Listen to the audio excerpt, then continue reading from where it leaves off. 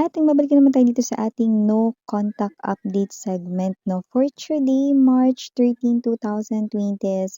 So, you know the drill, puwede niyo i-pause ang video na 'to for a while at isipin ng specific person sa inyong mind na alamin natin kung 'yan ba ay may feelings pa for you, iniisip ka pa ba niyan or 'yan ba ay may planong action or gagawin 'no, kahit ano related dito or kahit na ano lang na ginagawa niya rito 'no, real time Yeah, real-time energies na yung ating kukunin sa taong ito. Energies niya po today, hindi yesterday, hindi rin tomorrow, kundi today. Yes, 'no? So yun nga 'no, mga babes, yung mga gusto ng chumika dito, tumambay, gano'n, tara rito, 'no? At yun nga kay sa ating mga new viewers, my name is Yan. Returning Eastern buyers ko po yaters, maraming salamat po. So, let us see your messages. Kung di niyo pa alam mga babes, meron pa tayong other channel, Dalmin, which means Goddess of the Moon in Korean, 'no? Ang link niyan down below sa ating description box. Okay? So, let's see. Thank you so much, Archangel Michael. Guardian Angels. Can we get messages about this person here? Connecting kay collective. May feelings pa ba ito kay collective? Iniisip pa ba niya si collective? Or ano po ang kanya ritong plano if meron? Anything related kay collective? Can you please show me?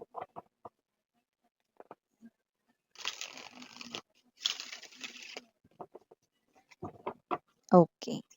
Let's go ahead and check the energies of this person here. Real-time energies na po ito. Ibig sabihin ngayon po yon.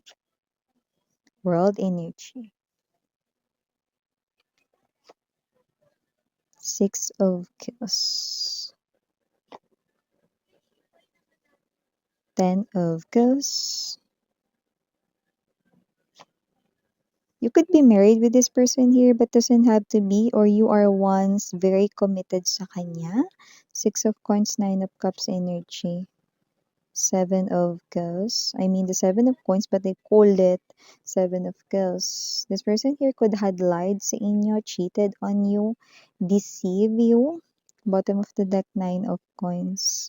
Nine of Candles, but they call it the Nine of Coins. So this person right in here could be acting independently right now, no? Parang wala siya ritong kahit na anong um, connection or situations with other people. Parang this person here, ipinananatili yung sarili niyang alone so that this person here can definitely think and focus with the magician energy sa kanyang goal. Ba't ano ba yan, Miss Yan? Ano nakikita mo dyan? Well, sa madaling salita, World card energy and Six of Cups energy. Umaasa pa ito na babalik pa kayo. Yeah, you heard it right. Umaasa pa itong babalik pa kayo despite ng mga nangyari sa inyong dalawa, despite all the deceit, despite all the cheat, despite of all the lies, no, umaasa pa rin siya rito na magbabalik pa kayo. Yeah, okay? So, whoever this energy is, this person here is asking for that, yeah, I'm hearing that song. Ba't di mo pagbigyan ng pag-ibig ko? Tapat naman ang puso ko sa'yo. Tapat ngayon mga mare. Dati hindi eh, pero ngayon tapat na, 'no? So whatever the case may be, na wala tayo sa palengke, wala tayo rito 'no, sa tapat na po, tapat na. Pero itong tao na 'to 'no, nagiging tapat at totoo siya ngayon sa kanyang feelings and emotions, okay? Actually, mas pinipili niya ngayon na mapag-isa, alone time, na tayo magpaistorbo or magpa-disturb sa iba para makapag-isip siya rito ng mga pagpaplano with the magician energy kung ano yung gagawin niya. Maiden of Candles energy, ginagawa niya ito kasi parang maganda 'no, na sarili niya na ito kasi mabilis siya maapektuhan sa sinasabi ng iba. Mabilis siya ritong ma-feel down or mabilis siya ritong, malungkot kapagka hindi magaganda yung naririnig niya. So, mas pinipili niya rito na magsarili. Kung meron na naging sagabal sa inyong koneksyon dati, hindi ko na nakikita kahit anino ng tao na yun. Ibig sabihin yung tao na yun 'no, ay parang, dumaan lang sa buhay niya 'no, parang isang panauhin lang 'no, na sinira lang yung relasyon ninyo. Pero hindi ko na nakikita yung anino nun. One, puwedeng yun ay dinispatch siya or nakipag-break na siya ron matagal na. Two, kung sila pa rin ngayon, ibig sabihin na hindi ko na nakikita yung anino niya rito, wala na talagang pakialam ang person mo sa kanya, okey? So, may gano'ng klase ng energy. Kung sino rin 'tong person mo mga babes 'no, lumalabas dito na itong person mo ay, alam mo yung nasasaktan siya rito 'no, pero umaasa pa rin siya 'no, dahil naalala niya rito kung gaano niyo siya kamahal dati, okey? With the Nine of Cups energy parang lagi niyong sinasabi sa kanya dati 'no, how much you love him or her. Tapos yung mga actions mo ngayon niya naiisip na appreciate 'no, dati parang lahat ginagawa mo, lahat binibigay mo sa kanya. Kaya yun rin yung dahilan kung bakit ngayon hindi niya magawang sumuko-suko rito sa pag-asa kaya lumalago yung pag-asa niya rito, umaasa siya na babalik ka pa dahil sa iyong mga binitiwang mga salita, ayan 'no. So whatever the case may be kahit na nagre-react ka man ngayon 'no, naku miss yan dati yun nung mahal ko pa siya yan 'no. Kasi iba yung napakita mong pagmamahal sa kanya dati kaya yun yung tumatak sa isip niya mga babes 'no, ano tayong magagawa? Kung yun yung kanya ritong iniisip, 'di ba? Anong magagawa dun? Pero kasi naman 'tong energy na 'to, na ito yung klase ng energy rito 'no, na patuloy na umaasa pa rin kahit na parang medyo may gap na ng emotion sa inyong dalawa. Six of Cups energy, maaaring itong tao na 'to 'no, ay pinupuntahan kayo pero hindi nagpapakita sa inyo, okey? So, tinatanaw niya lang kayo sa malayo 'no, kasi para palubagin yung loob niya or para pagandahin ang kanya ritong, mood or araw 'no. So, may mga gano'ng klase ng energy. Okey, yung iba hindi talaga as in literal nakikita kayo, parang yung mga bagay na kunwari dun siya kakain sa restaurant na pinagkakainan ninyo dati 'no, parang it makes him or her feel your presence na rin 'no, or yung iba sa kanila 'no, imbes na mag-shortcut, naglo-long cut para madaanan yung bahay niyo. So, kahit hindi ka niya makita dun, pero nakita niya yung bahay na yun, something familiar 'no. Yun yung kanya ritong nasa isip, basta something familiar, carry na yun, okey na yun sa kanya, yun. So, may mga gano'ng klase ng energy. Kaya kung sino man 'tong energy na 'to 'no, lumalabas dito mga babes 'no, na ito yung klase ng energy dito na hindi ko nakikita na ah, susuko anytime, hindi, eh. Ito yung klase ng energy 'no, na parang halos tumitibay, 'di ba?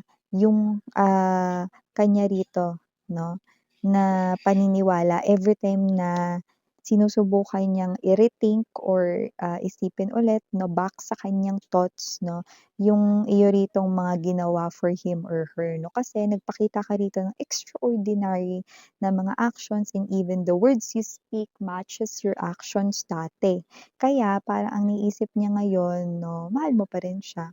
Ngayon kung magpapakumbaba daw siya, ngayon kung siya rito ay, magbibigay 'no, with the Six of Coins energy 'no, ng nararapat for you, baka sakali 'no, dun niya kinukuha or dun niya hinuhugot yung pag-asang sinasabi niya rito. However, alam niya rin naman yung kamaliang kanyang nagawa, Ten of Kills energy. Pero itong person na 'to 'no, ay willing dito mga babes na gawin no matter what it takes 'no, ano man yung kailangan rito sa sitwasyon ninyong dalawa, okey? So, whoever this energy is, na this person here nakikita ko rito na kumikilos na ngayon kasi parang, hindi lang ito normal na pakikipag-usap sa'yo, eh, makikipag-usap pa 'to sa'yo, okey? Pero may mga pinaghahandaan siya, may mga ginagawa siya rito 'no, na mga hakbang. Parang may mga hindi ko alam kung may pa-surprise ba rito 'no, parang pasabog ba 'to?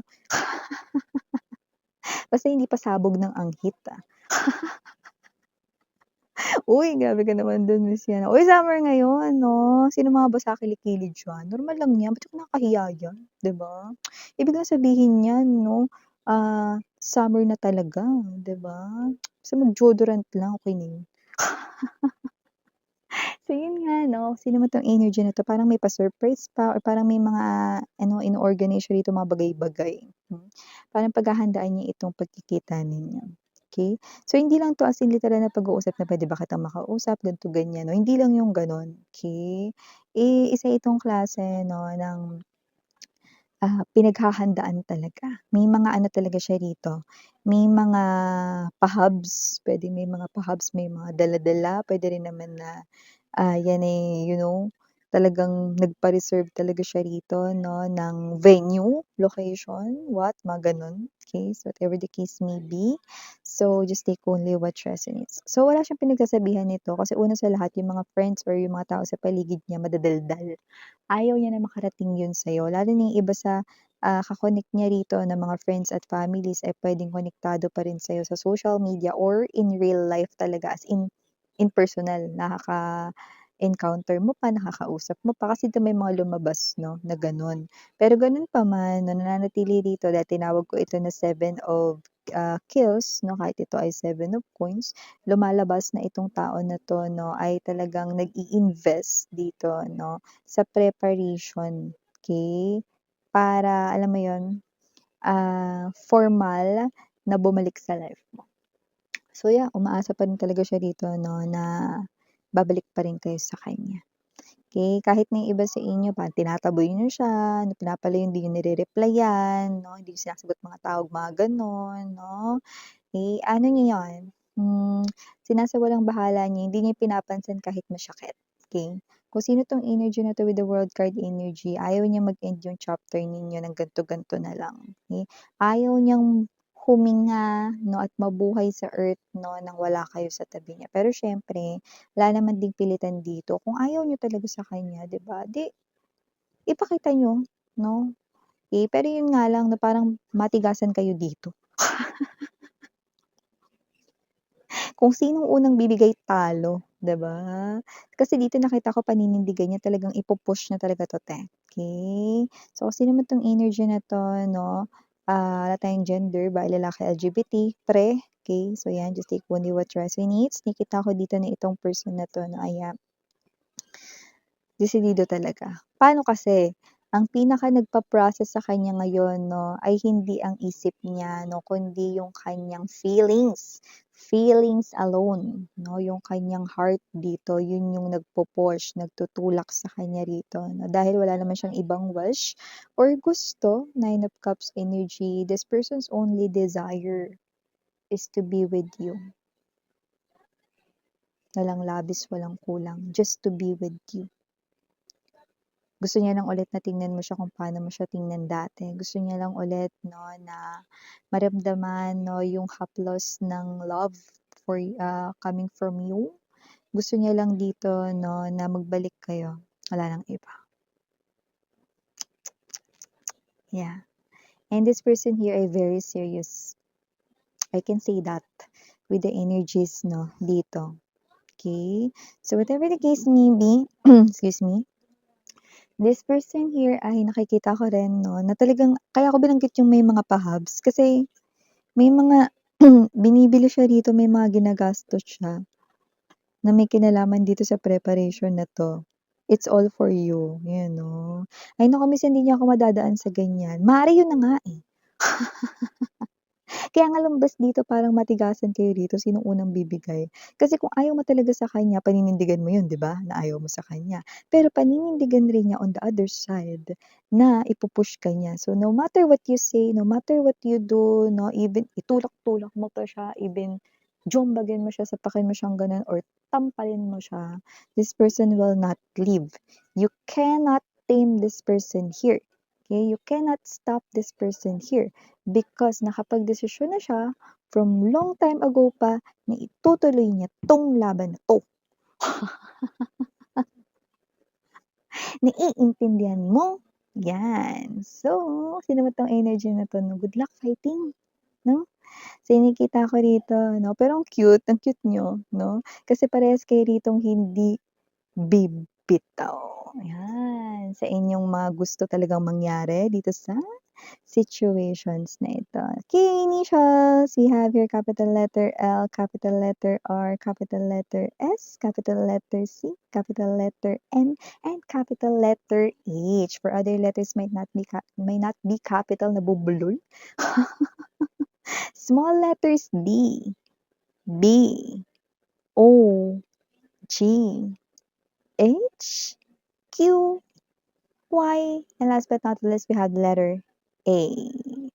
So, ito yung mga messages na nakuha ko here for ya, babe. Again, name Yana, only for the girls and Yana, Duna for the boys. Please do check out other channel for more collective readings for all signs naman yan. At marami din tayong mga timeless collective readings. Panoorin nyo lang yan dahil kahit na yan ay siglo pa or hindi pa kayo pinapanganak nung in-upload ko yarn.